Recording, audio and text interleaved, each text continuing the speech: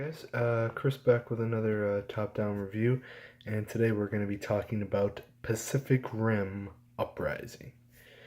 So, Pacific Rim Uprising takes place approximately 10 years after the first Pacific Rim, and this film basically focuses on the next generation of Jaeger pilots.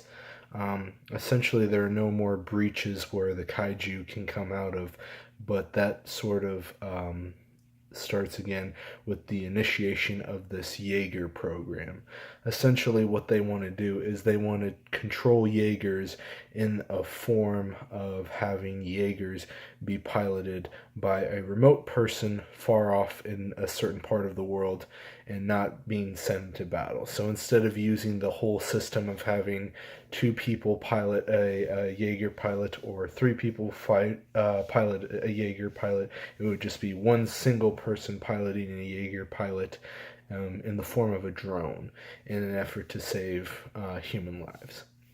And now things kind of go sideways when the Jaeger drones basically open up this new breach which sends three kaiju out, and basically these kaiju try to head towards Mount Fuji to harvest all its energy, which could essentially destroy all of Earth. So, a lot of stuff. So, essentially, what happens is that Jake Pentecost, the son of Idris Elba's character in the first film, has to basically rally up these new recruits of these new Jaegers and basically fight these new kaiju threats that are threatening Earth. Now, let me just say that I still believe that Pacific Rim 1 is far superior to Pacific Rim Uprising.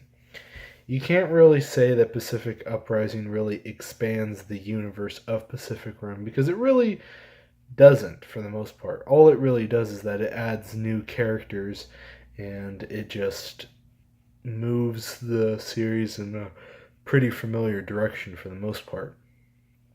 We're given the character of Jake Pentecost, Nathan Lambert, and the young girl who I forget her name, who basically ends up being Jake's co-pilot by the end of the film, who really don't do much for the story. I mean, Jake Pentecost is carrying most of the film.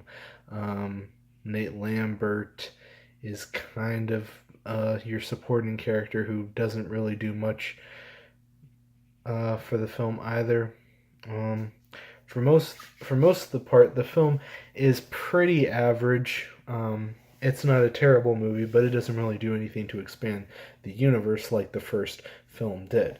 This film is also really short, shorter than the first film, which clocked in at about 2 hours 20 minutes, I believe. While this one is about at an hour 51.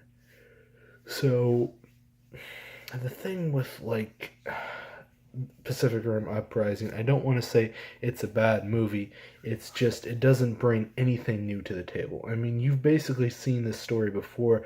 There's a couple added twists inside, mainly with Charlie Day's character being possessed by the aliens that sent the kaiju to attack Earth from the bottom of the Pacific Ocean and everything, and you have that subplot going on in this film, but it doesn't really do really much. I mean, it was unexpected. It was kind of interesting to see Charlie Day play a villainous role, and I thought that was different than how we had seen him in other films, but I just felt that it didn't really bring a whole lot of new things to the table.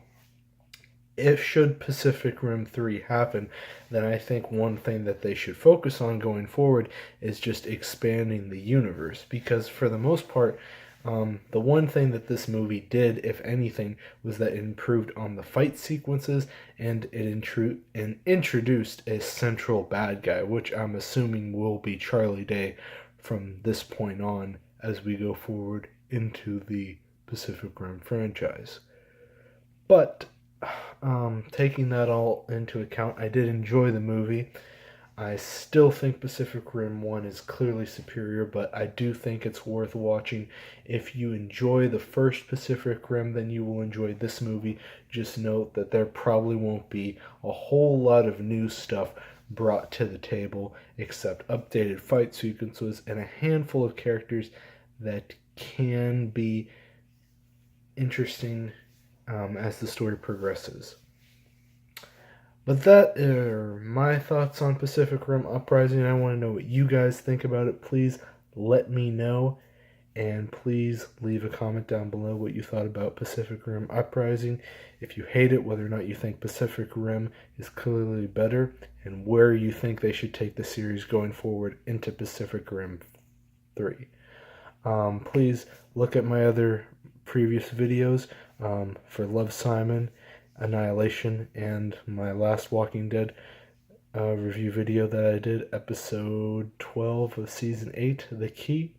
And I will see you guys on Sunday for my next Walking Dead review video, and I will see you guys in my next video. Adios.